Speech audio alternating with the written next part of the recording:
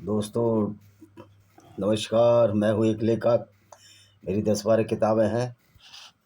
तो दोस्तों आज हम चर्चा करेंगे कि जो ये लिबरेंडम है भारत के, जिसमें समाजवादी पार्टी के असदुद्दीन ओवैसी जैसे इस्लामी राक्षस, अकरबुद्दीन जैसे इस्लामी राक्षस, अरशद मदनी, महमूद मदनी और सारे जो भारत के मौलाना हैं वो राक्षस कहते हैं। ये राक्षस ही हैं, ये इस्लामिक गुंडे हैं। इनको शरीफ मत समझो, क्योंकि शरीफ तो इनका मोहम्मद भी नहीं था।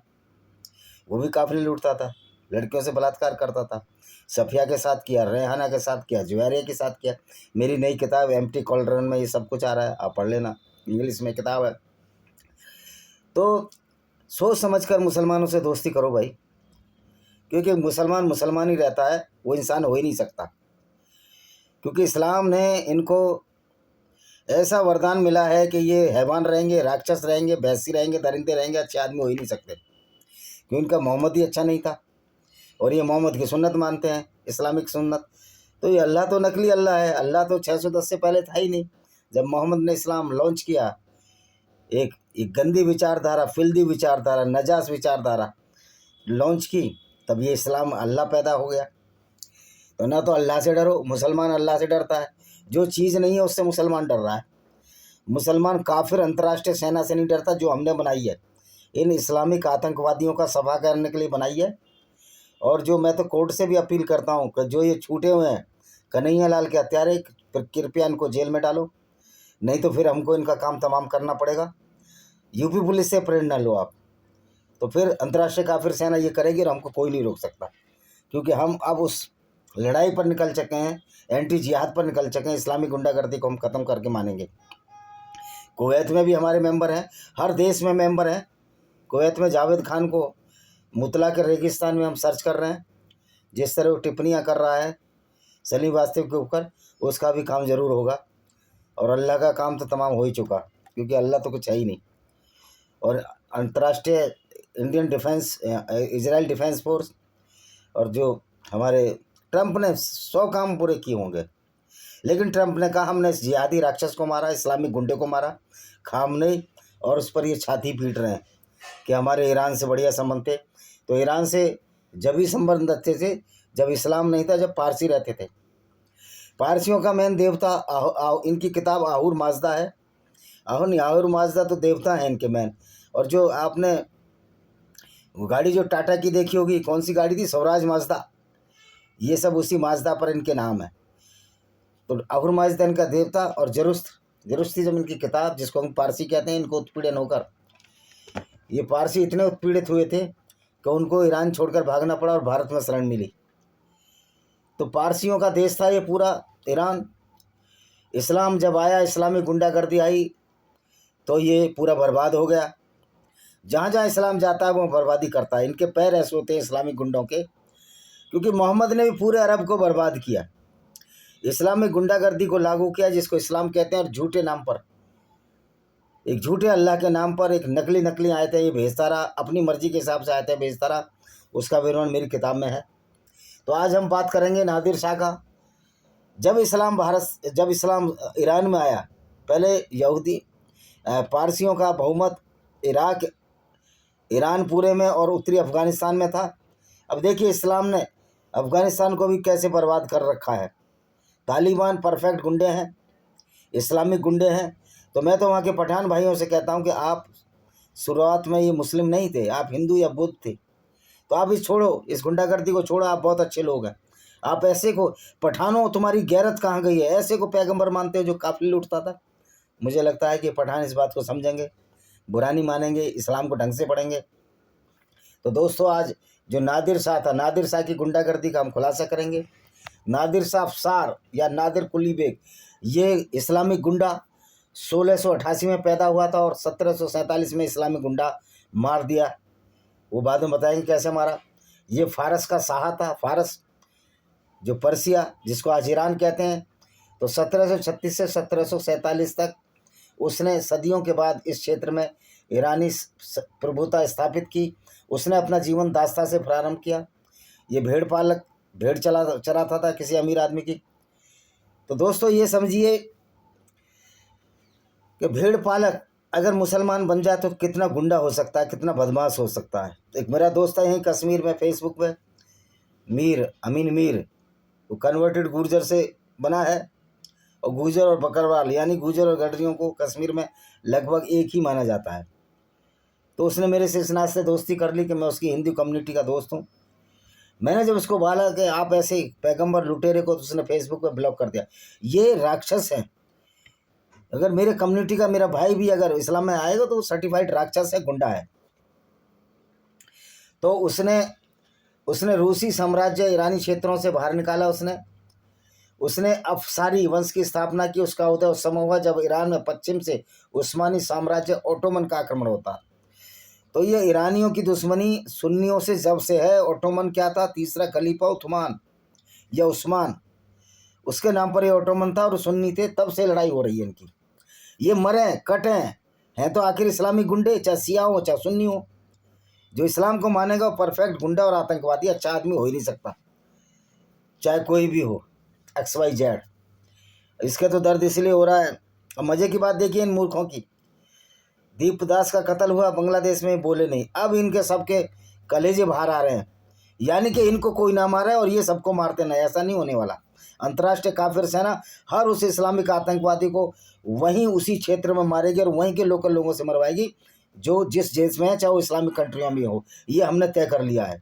इसलिए इस्लामिक अंतर्राष्ट्रीय काफिर सेना के मेंबर बने, became the member of international काफिर आर्मी, और only condition is that he must be non Muslim, atheist और the ex Muslims, not the true Muslims, and he can join voluntary without any registration and can do kill any Islamic terrorist throughout the world without any fear, and we will protect him. If he is in Islamic country, he has to migrate it in other non-Islamic country, we will protect him. तो वो भारत पर कैसे आया ये लुटेरा? वो भारत के लूट के अभियान पर में निकला। दिल्ली की सत्ता पर आसीन मोहम्मद शाह रंगीला और नंगा नाश्ता था। 1770 में उसकी हत्या के बाद उसका साम्राज्य, उसकी हत्या कैसे हुई? उसकी हत्या हुई उसको बांधने। तो ये क्या करा था? नादिर का जन्म खुरासान अभी है, उत्तरी पूर्वी ईरान में, अफसार कजल बस कबीले के एक साधारण परिवार में हुआ था। उसके पिता एक साधारण किसान थे और उसकी मृत्यु नादिर के बाल्यकाल में हुई की थी। नादिर के बारे में कहा जाता है उसकी माँ को उसके साथ उज्बेकों ने दास बना लिया। उज्बेक भी मुसलमान थे, पर नादिर भारत सकने में सफल रहा और अफसार कबीले में शामिल हो गया। कुछ दिनों बाद उसके एक तबके का प्रमुख बन गया। ये भेड़ चराता था। जल्दी वह सफल सैनिक के रूप में उभरा और उसने एक स्थानीय प्रधान बाबा अली बेग की 2 बेटियों से शादी कर ली, क्योंकि मोहम्मद ने तो 12 से शादी की थी। तो इनके यहाँ बेटी रखेलो बनाना, अपनी भतीजी शादी करना, ये पूरा इस्लाम पूरा एक वैश्यालय है। नादिर एक लंबा, सजीला और काली आंखों वाला नौजवान था। वो अपने शत्रुओं के प्रति निर्दय था, लेकिन अपने अनुचरों और सैनिकों के प्रति उदार। अरे होगा वो इसलिए कि जो मुसलमान लूट करने जाते थे, मोहम्मद भी अपने लुटेरे साथियों के प्रति उदार था। वो लड़कियां दे देता था, जो मर्जी छाट लो। अब ये देखिए, अब हम सिर्फ उत्तर भारत जो उसने अटैक किया उस पर ही हम बताएंगे। ईरान के धार्मिक इतिहास में शिया इस्लाम और सुन्नियों द्वारा उन पर जाहिद उलम का बहुत महत्व है। अरे भाई, हिंदुओं ने तो नहीं भाई, तो सफ़वी शिया थे और उनके तहत शिया लोगों को अरबी के जुल्म से छुटकारा मिला।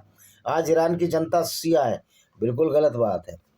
आज ईरान की सिर्फ 12% जनता शिया है।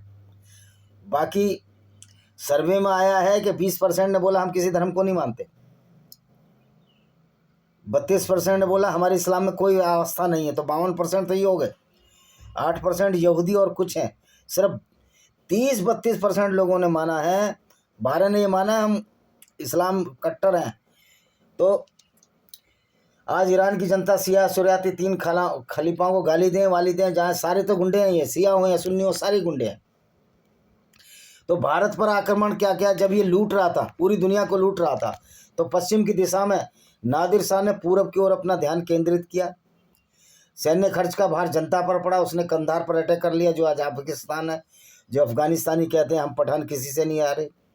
इस बात का बहाना बनाकर मुगलों ने अफगान भगोड़ों को शरण दे रखी। उसने मुगल साम्राज्य की ओर कूच किया। काबुल पर सेना कब्जा करने के बाद दिल्ली पर आक्रमण किया। करनाल में मुगल राजा मोहम्मद शाह नादिर की सेना के बीच लड़ाई हुई। वो तो नंगा, मोहम्मद शाह रंगीला तो नंगा दौड़ता था दरबार में। इससे नादिर की सेना मुगलों के मुकाबले छोटी थी, पर अपने बारूदी अस्त्रों कारण उसकी सेना भूख गई। सन 1739 में, और ये जो शीश महल है जो दिल्ली में है शालीमार बाग में, यहाँ नादिर शाह रुका था। नादिर शाह की सेना मुगलों के 1939 में दिल्ली पहुंचने पर अफवाह फैली कि नादिर शाह मारा गया। इससे दिल्ली में भगदड़ मच गई। फारसी सेना का कत्ल शुरू हो गया। फारस का मतलब ईरान से होता है।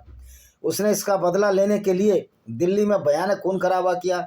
एक दिन में कोई 20 से 22 हज़ार लोग मार दिए गए और हिंदू औरतों के साथ बलाटो मुस्लिमों को छोड़ दिया। हिंदू औरतों को चुन चुन कर लूटा और बलात्कार किया, यहीं चांदनी चौक और दिल्ली में। और इसको शीश महल में लिखते हैं कि बड़ी बड़ी शानदार घटना थी। यानी कि हमारा इतिहास लिखने वाले इरफान हबीब एक इस्लामी गुंडा है। राम पुनियानी इस्लामी गुंडों का वो रखेल है। आरफा खेनम से रानी इस्लामी गुंडी है। ये सारे गुंडे हैं जो इस्लाम को मानते हैं, आतंकवादी है। इनको समझ में नहीं आता कि कितना गंदा इनका मोहम्मद था। ये ब्रेन वॉश लोग हैं।